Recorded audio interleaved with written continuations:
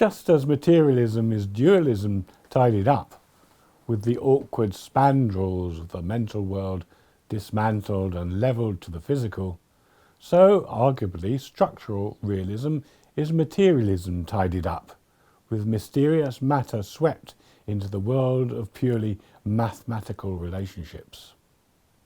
By the way, a spandrel is an architectural term for a structure that is purely decorative and unnecessary to support the building, so if you take it away, the structure still stands. Structural realism offers us a Platonic and Neoplatonic spirituality, whereby we ascend from the contemplation of eternal patterns in things to the contemplation of their harmony in God. The paradigm art is music, which leaves us with patterns of abstract harmony without any reference to physical objects at all. But this world raises several questions. Firstly, is mathematics discovered or invented? Among philosophers of mathematics, there are, on the one hand, the intuitionists, for whom the truth of a theorem is a reality we intuit or experience as we might experience a physical sensation. On the other hand, there are the formalists, for whom mathematics is like a game played with special notation manipulated according to rules. The aim is to create a formal system that is both self-consistent, never giving rise to contrary theorems, and complete, enabling us to create all the range of theorems we want to in a given field, say mathematics or geometry. In the 1930s, the intuitionist mathematician Kurt Gödel advanced two theorems which showed that no system of arithmetic could be both consistent and complete. The formalist goal was unachievable. We cannot produce all the truths we believe in by any standard method. Mathematics involves intuitive insight into truths we are, as it were, come upon and get surprised by. Now, if Gödel's proofs apply to truth generally and not just arithmetic, the consequences are immense. It means that we cannot produce a world that is both consistent and complete. Either we must opt for a tight, self-consistent world that does not cover all the truths we know, or we must opt for a complete world that contains all the truth but contains paradoxical or contradictory elements. As we proceed, you might like to consider which worlds are in which category. Tegmark is looking for a tight universe and opts for a mathematical one. Indeed, he chooses a limited mathematical one, which does not contain the kind of truth that leads to paradox, for example, real infinities. But Plato's world of perfect forms contains a lot more than maths. Plato believed that qualities like red and, as we might put it, squirrelness exist in their own right before being instantiated in actual red squirrels. And the pivot of his system was the form of goodness, which was the ground of all other forms and all that exists. We shall return to that idea in World 10.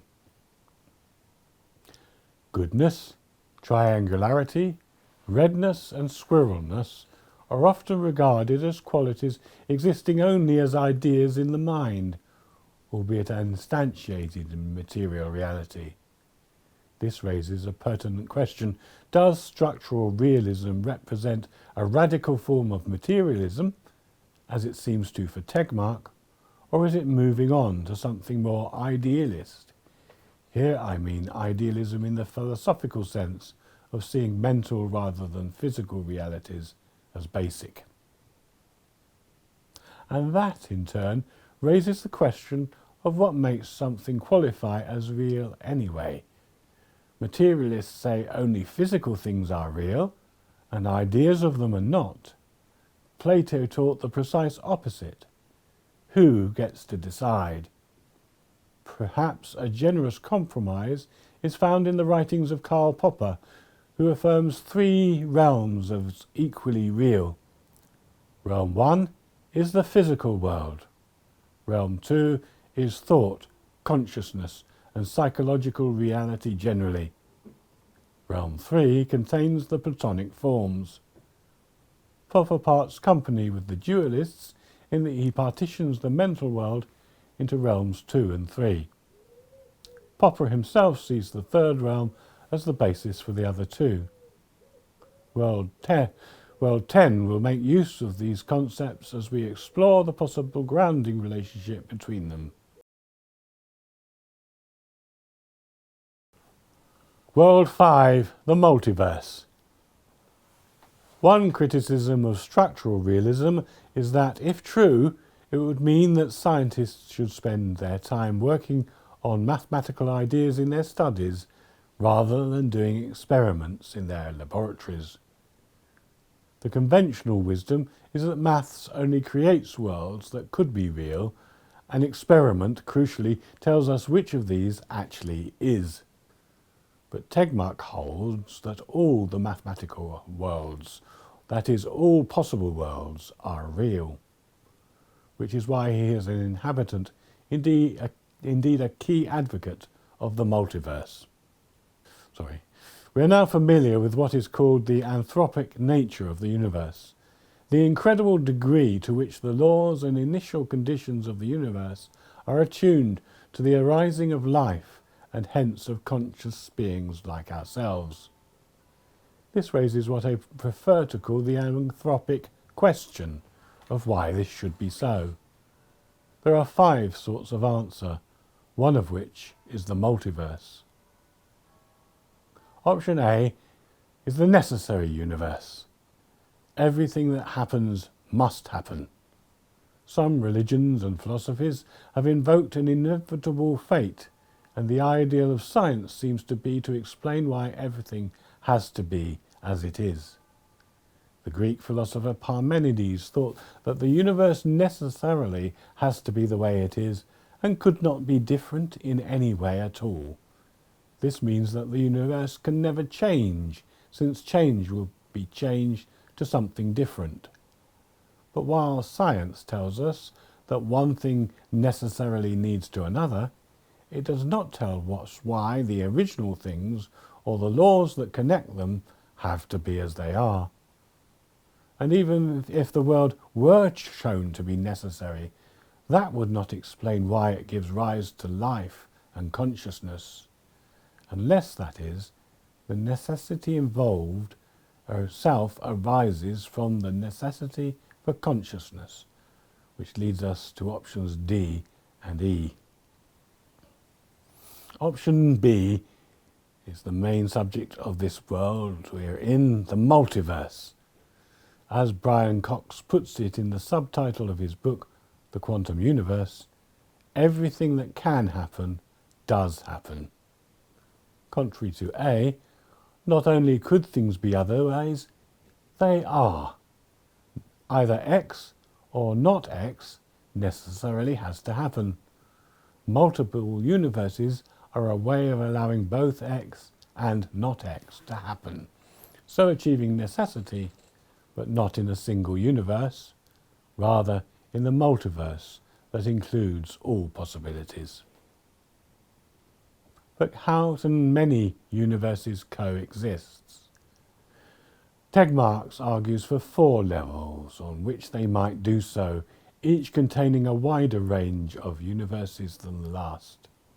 Universes with contents and laws unknown to us may exist in far-off regions of space, level 1, or in inflationary bubbles in space, that's level 2, or, in the most popular alternative, level 3, via the quantum splitting.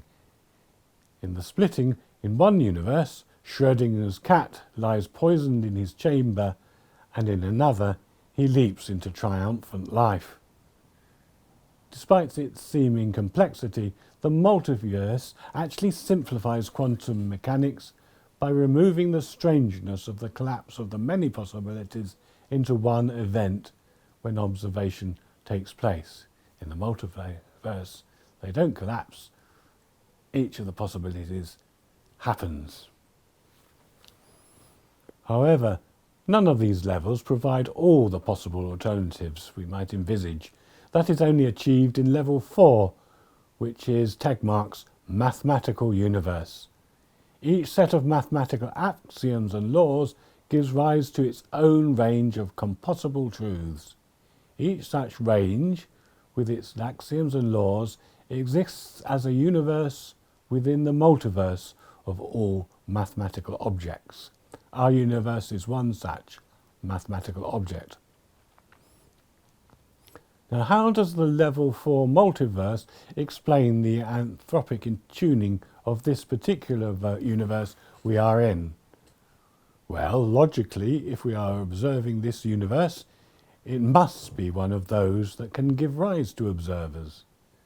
The multiverse offers us an infinite range of universes, and within that range there must be one or two that have things just right for us. An infinity of other universes slumber unobserved. Option C is the contingent universe.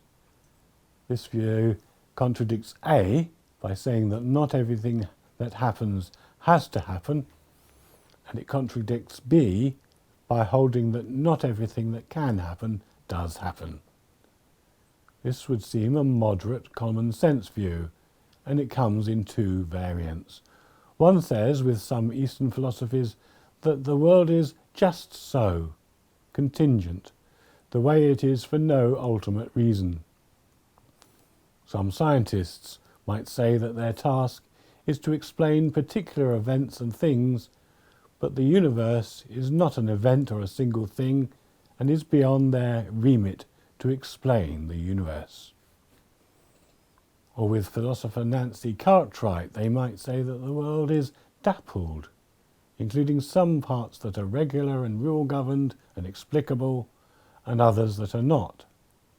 So the universe as a whole is not explicable. Such views verge towards the alternative I call the landscape universe. I may or may not believe the landscape in front of me contains nothing but explicable phenomena, but the trees require one sort of explanation, the hills and streams another, the cows and sheep another, and the villages yet another. No one theory explains the landscape as a whole. The landscape is not a unified whole, but a collection of things with diverse causes. And so it may be with the universe as a whole. Option D is the God-grounded universe.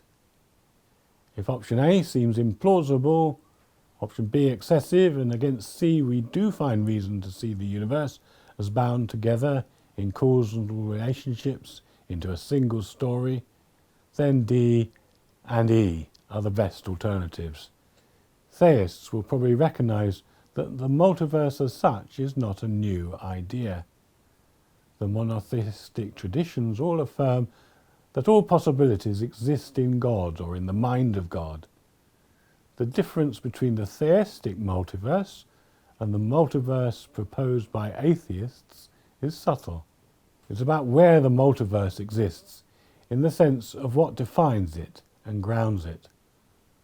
One complaint against the atheistic multiverse is that there is no idea of what limits it and what counts as a universe. This is especially important as we cannot tell by observation what universes there are, as by definition we only experience the one we are in. What basis do we then have for saying with Cox that the possible and the actual coincide, when, in my experience, they generally don't? There are many things I could do that I don't. The theistic multiverse exists, logically enough, in a being in whom actuality and possibility do coincide. In God, according to Thomas Aquinas, everything possible is actual. He is pure actuality.